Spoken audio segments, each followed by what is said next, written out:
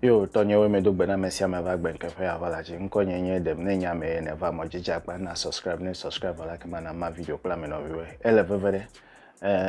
nu ile nye be makwa kpadada ko na subscribers we kula me yo le video ma me wo comment de nchobe jebe nyo second video ma ko va lo video ya ga vala anye no popocho ale miawo adogole wodome miawo adogole fupekuyete miawo adogo le Christo gbeno no fe ego ibome e ya nyenu imedi be mafia egbe maka vide le nu ile nye be nyatefe de kai bibla me de unlo de me be mi dogo le odome e fia be ni etro enye Christo to alo ne do ma uchi de tala mejebe na no to odome mejebe na no dukwa odome jebe na va yo no ajoge yi webe sol me do klo achela o te un dogo le dume vai chodu na un to do kwi vai le tefe vuvu presu sube bibla globe mi dogo le dome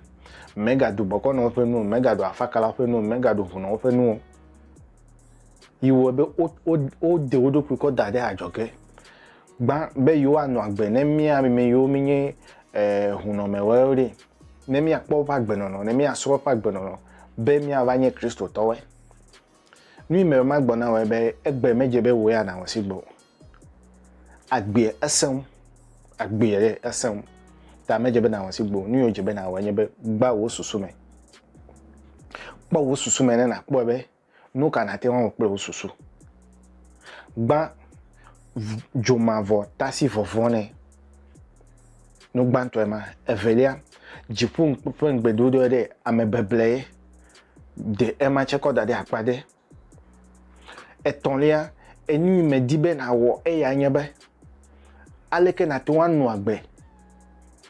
be Kristo to man leke me solime man pepe de man o me aleke na to anu agbe be won to ekodo ku ko yi na solime be ya va no me ya fifia ni va zuklo do vi na solime won to yilo freedom of association eya ele Ghana eya ele Togo Malaysia ne nyema ka acho eya ele Africa freedom of association atwanye hunu atwa gede solme de sia de America ma lewo vone gede me vode nu mele gbogbo be mi dogole odo me nye bede ne le me fifila ese yo chlena wode o metin le wo ese wa me wo kla cha me no mi ko solme mi ma solme akpa wa me wo ko darede ame wa me ton kwa te wa dole me enya so yi me be ma gboko na we ma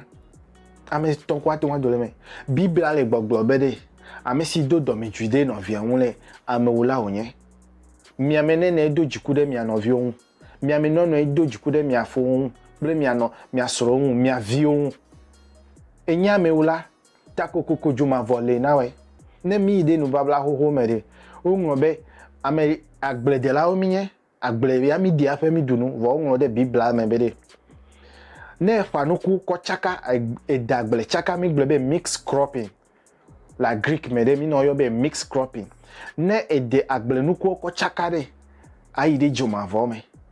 ma o me like you Yehowa ile biblia me de me like you ebe na ade ebli fa agble de bli fa agble ne na de agbele fa agble de agbele fa agble etegbele na siwe mega ko ete ko chaka ple bli la agbele me awo biblia me fe ma o fe nu fa fiaro ma yata me be na dogole de me dogole me ple wo susu so nye mate wa va no so le me ho me ple we mi ano nu du vonyo susu me le won mi adunu la gba de ka me ma le fu we free thinkers we accommodate every single ekwedare agbomele bo be aleke mate wa no agbe be so fu de ke ma va china be ava no fofo do na we be me kpo ebe me kpo le gbogbo me be me se le gbogbo me be awo ya enya pama evelia ne le nyonyo na we de menye ma o de ke na be o le nyonyo na we your effort is putting food on your table mana mega le gege o geo mi sede me le gege gbe o nya so me ma china we ma begin to shift no susu re cho akpama ko ide akpa ye o je be no akpede won na gbe na vivi na we ta enyagbanto nu fafia gbanto me be magblema ta si vovona jumavo ta si vivi na vai dul na vai zolisika du de jide ta si da concept de ta si ebelele na ma na de ofete na kpobeleke na wona shift wa agbe na de wo pe agbieda be so ba papaji ame kokoko mi lo be mi ana gbogbo me adebe gbogbo me wo mi nye ta no nye be na dogolo do me afika na no e ya nye nu yi ame de ugale vovona bene me dole sale me homere ame ka ma va no pli ame ka fo me to me la siwa wa they are enough fo me to la si o subo mebe ne le sole mi de hadebe ne o ejivide no va o nemi ceremony na we vomile wa fe yovo ko chakova ne kure no va idiwe vomile mo di afe yovo ko chakova ta no vide ka tutu ele me wo evanyo no evanyo chichina vide ka ele me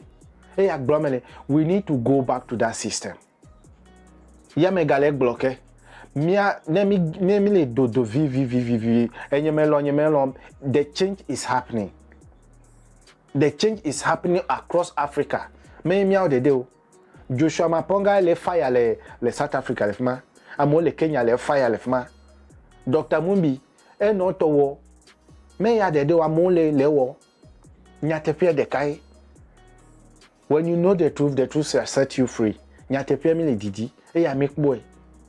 Mia bo kono me de mebe e yo wo a cake e yo gble yo chi mega hia be mi azele 21st century de mi afet mechichi no pe no deda na gbe na vivi na mi. It's simple and short. So for over le chichi na so metobe ebe today Sunday's church, is this the money you can contribute? Are you telling me that the Lord did not bless you? Nema uyiram de nyema kovana osofu na dua. That is the concept. So for doche don chole gbogbobe egbebe ya maukla che tun levie kona ko wo konu ko wo domenyo na mi ame ibowe na mi ame bubuere aleke wo ame ibo me dibe ya o domenyo na wo sofo o me twasi ore alo twafo na we ahore get your business done. Sofo nya no yo fi nwere yo fi ame wenwere o ko to ko business la ndudu pole me ekpo he corona va me o mega so me de kpo he dole owa nya te fe de kai mana wa se de gbe nke fe ya falaji me dibe agbe na fifi na mi amesia me ne accommodate odopui awo ma o me funu kula me ke o no vi lo nyima funu sugbo enya gbanto yi tanya imenanya how to come out of the religious like ma describe clause if you religious call me abutare how to come out of it am cover monjina we dogoleme ne na kpo vovo na wa gbe dogoleme na kpo vivi na wa gbe me bia dagbe na wa me no vi me ga ngo bo no eva monjija gba ne na subscribe for na ma video plan me no vi e ke ma mi ano kame video do ma hi me Georgina o me na me de a Georgina me de mena me de a Georgina me de menyabe ne me va monji menya me sia me lo nyonya amedo ho vevede amedo ho vivide ne me di vo da me de ke dagbe ya me bia na veduko